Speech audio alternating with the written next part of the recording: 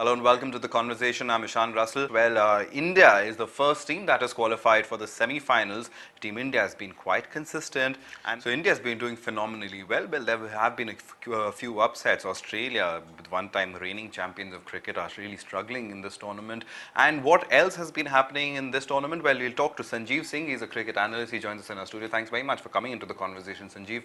What do you say is the big thing that has been happening in this T20 World Cup as far as first India is concerned? Consistency that was missing in the warm-up games and then the previous tournaments leading up to this one. Of course, as an Indian fan, I'm pleasantly surprised to see the sort of consistency as we saw in that story of Team India. And if you go in terms of statistics also, apart from Virat Kohli and Rohit Sharma, none of them make it into the top 15 or 20 as run getters, which basically means that the whole team is contributing. And even though Rohit Sharma and Virat Kohli, of course, is going through a purple patch, they remain, the backbone of Indian team's batting. But the fact that everyone is contributing just gives more depth to the team, and which is why we're seeing a more consistent performance. The bowlers also have been contributing quite a bit. Amit Mishra has been the pick of the bowlers. Of course, it's hard to imagine that he's the same bowler that we saw a couple of years ago. He hasn't had a game in such a long time and suddenly comes onto the team and got a great performance. And he's of course backed by, conditions also. In the Indian subcontinent, conditions are more favorable to the spinners. That's why we see either it be a Ravindra Jadeja or Ravichandran Ashwin. They've been, all at it, and maybe because Mishra brings that value which perhaps people have not done enough research or homework on him, of him being out of the team. That's perhaps one explanation as to why he's doing really well in the tournament.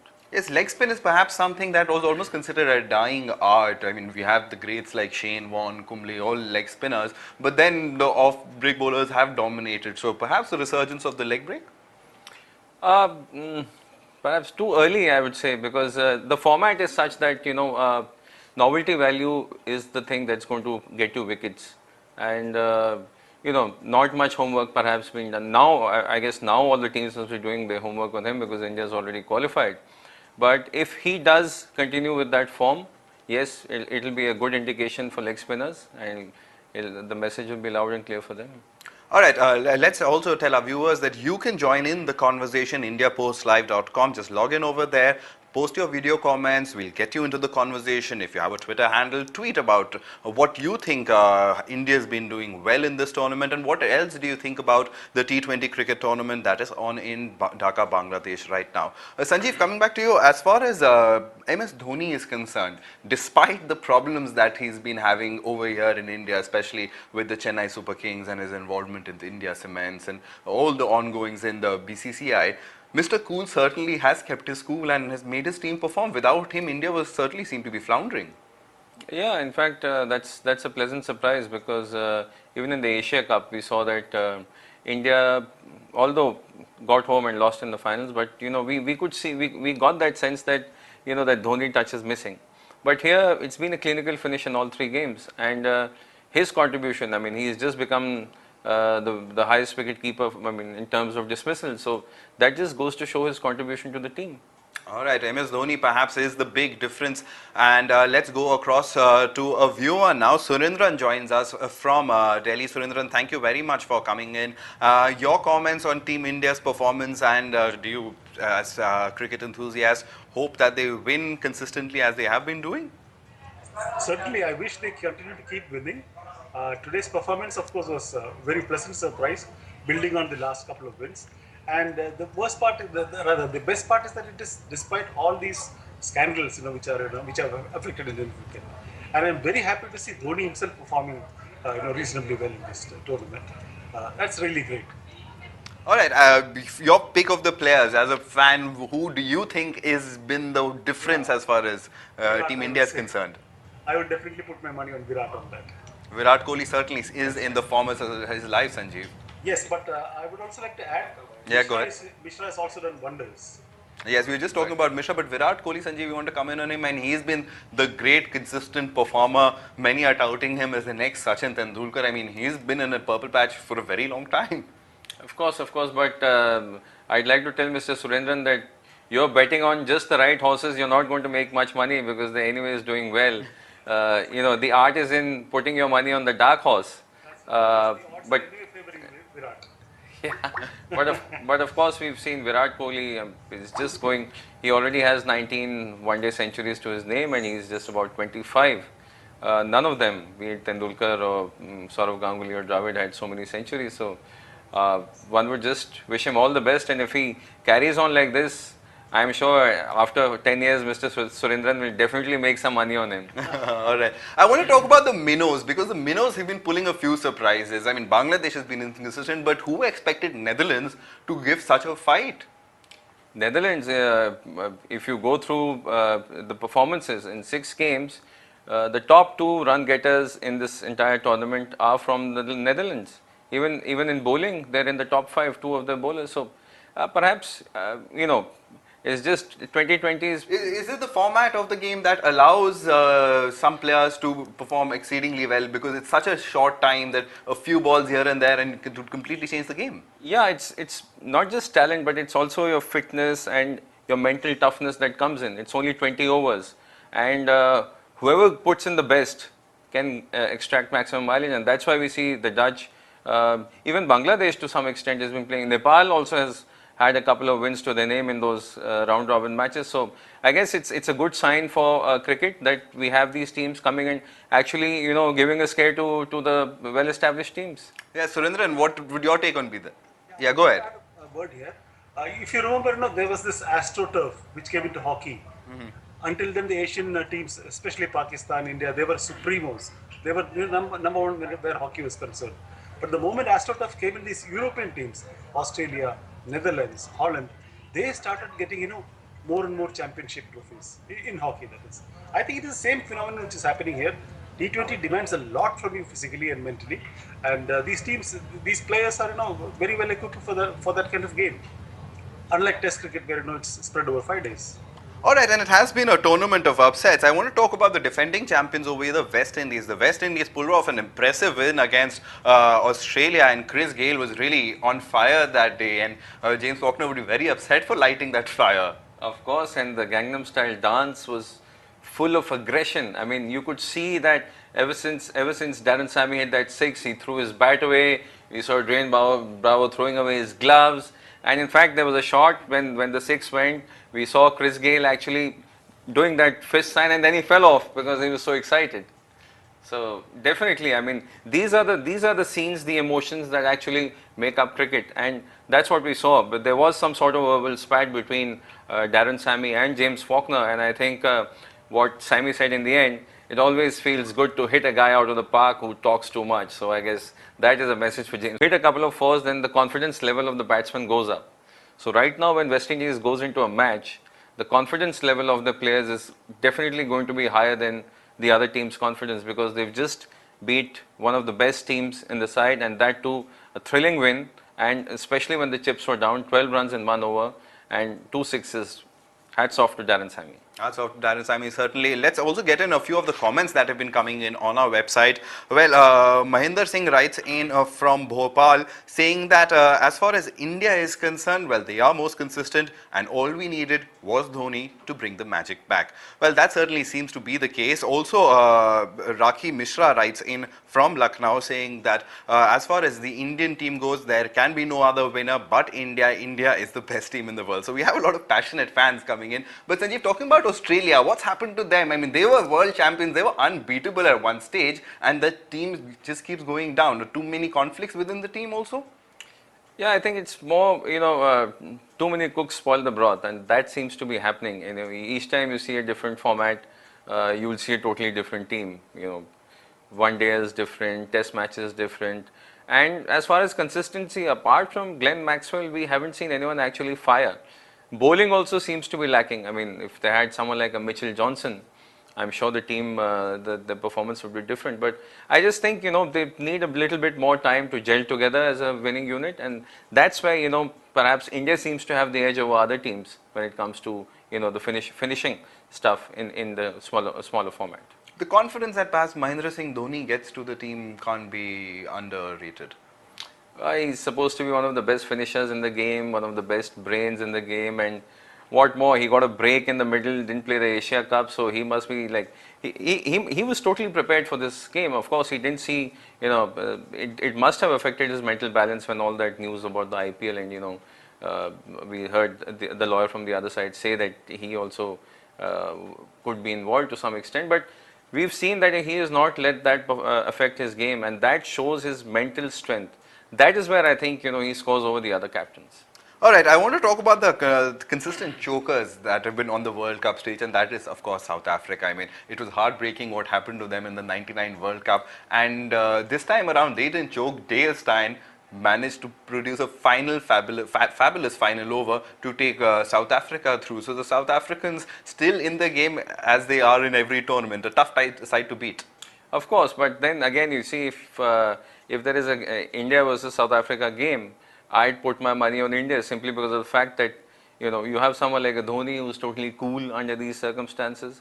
And watching Dale Steyn bowl at that day reminded me of Lance Klusener, who almost won the match for them at that time, and it was just Alan Donald that single didn't happen. So it brought memories back of when I was young. So well, but I'd still, if we go into such a game, if it's a crunch game, and if it's a team like the West Indies now, especially with the morale so high, or India who's been giving very clinical finishes, I would put my money on these teams who have already clicked, rather than a team which apart from an individual performance, seems to be that choker tag still seems to be with them towards the end.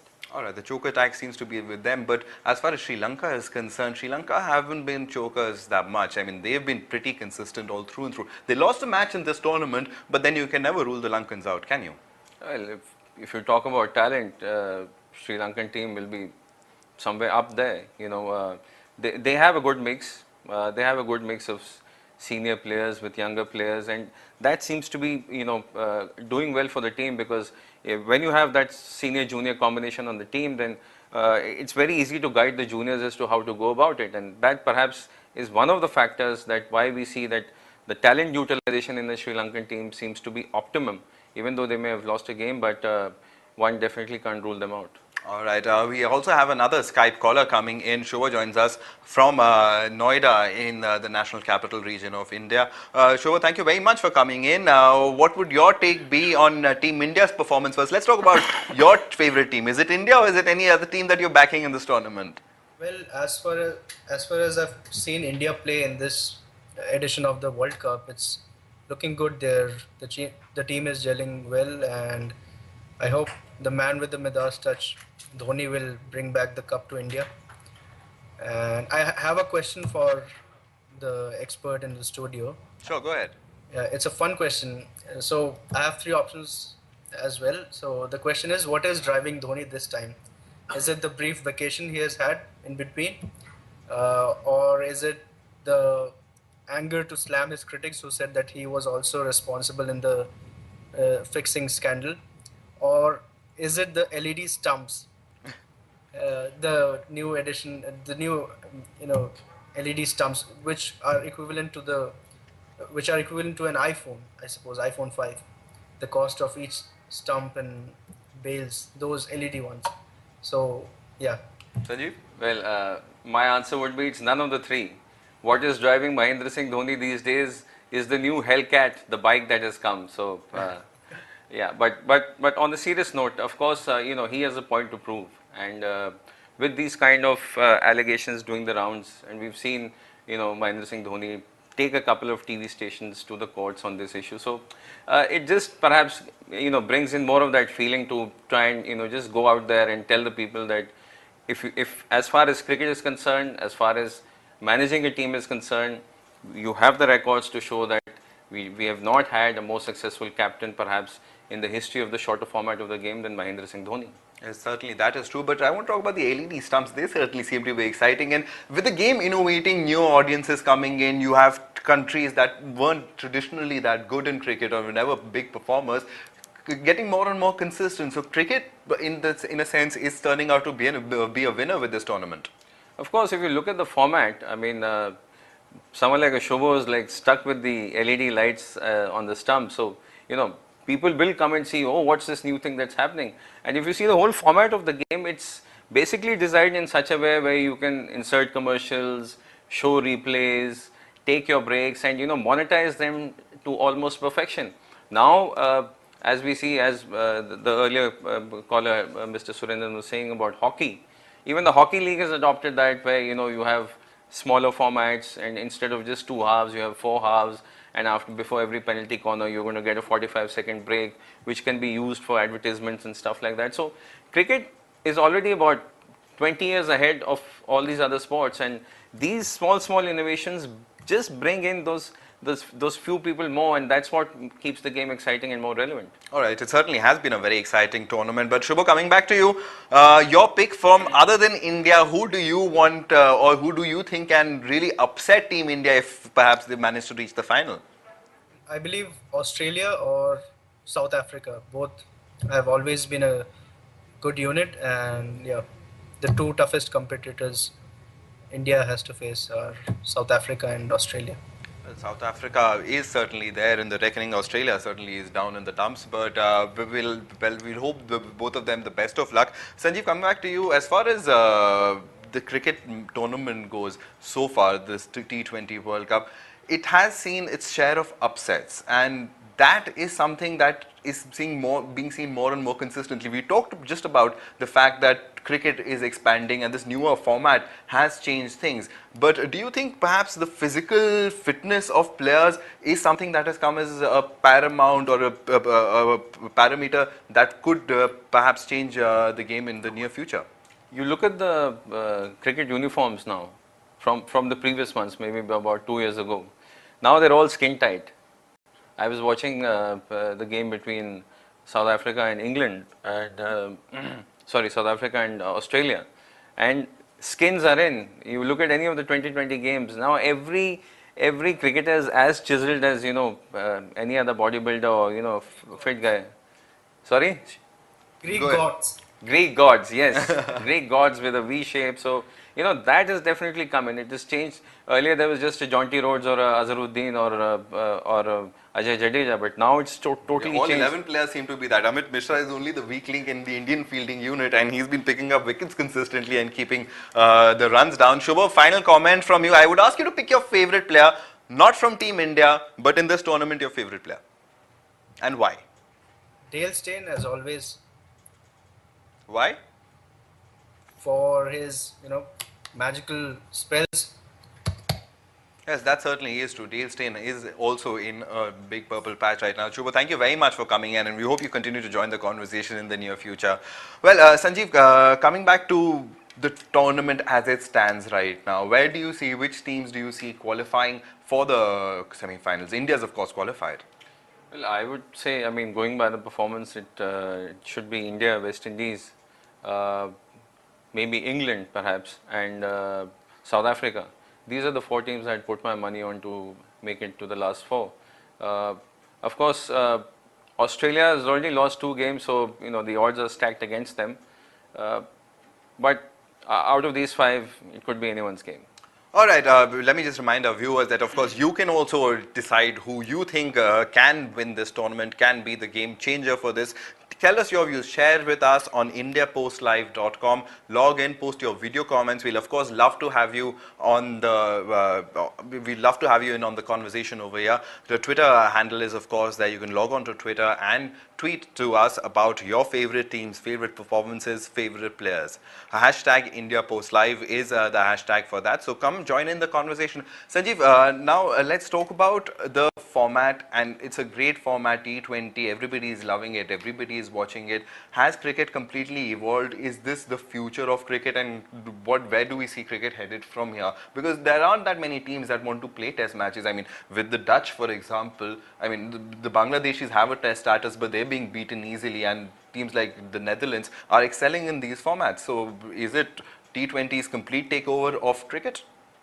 Well, I think one has to accept reality, and in fact, when the idea of 2020 was mooted, a lot of pundits said, this is just taking the spirit of the game away. But at that point of time, I remember Sachin Tendulkar saying that, he's open to the idea of 2020. So it has to be a flexible thing, and if you don't keep changing the game and make it relevant with the times, then of course there's a lot of money, marketing, and trying to involve more players involved, then that thing doesn't happen. And if that doesn't happen, there's no way the game can spread. Perhaps that is the single biggest reason why we are seeing, cricket being open to so many changes, that we now have three formats, and, in the near future, one can't roll out if a fourth format also comes in. All right, let's take in a few of the comments that have come in from our viewers. Rajiv Mishra from Delhi writes in, well, as far as Australia is concerned, consistency is not been with them, and hopefully India can now become the new Australia in this decade.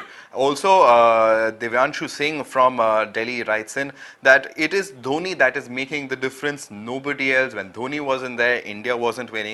Now he's there and look at the difference. Well, Dhoni certainly seems to be popular, but I want to talk about one man in the Indian team who comes down the order, who's there in a crunch situation, who does everything right with the ball when he's required to. Sir Jadeja. Yes, Sir Ravindra Jadeja.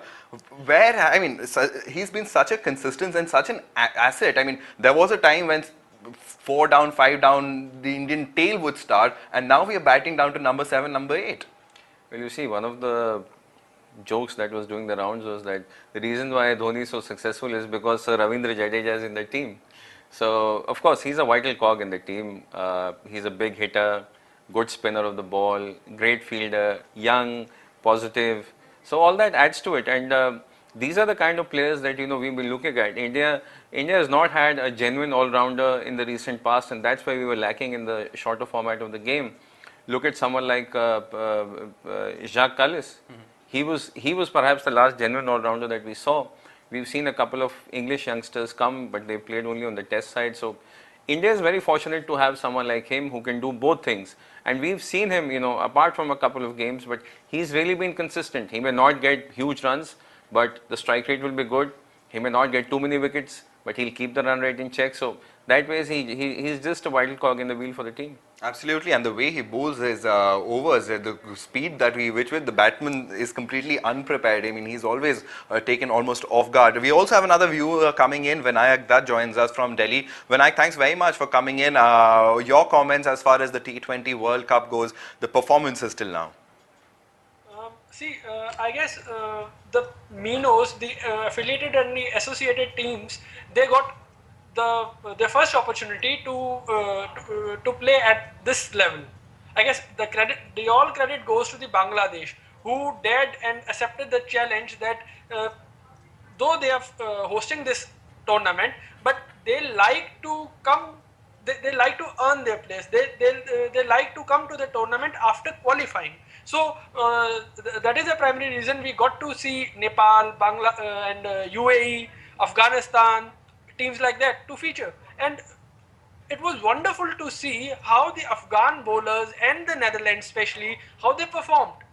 So I guess that is the best team. Other than that, a lot more women are turning up in the stadium. So it's no more gentlemen's game only.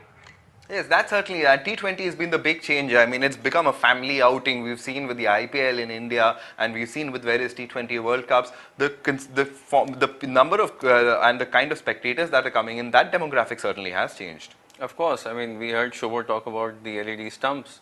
Maybe the kids like watching the LED stumps. Of course, it seems that Vinayak seems to be focusing more on the women coming to the stadiums. But I just like to tell Vinayak that, it's not Bangladesh who decides which team is going to play or not. It is the BCCI which has a committee that the ICC which decides which teams will play. And apart from that, we've seen them play even in the last tournament. Yeah, Vinayak?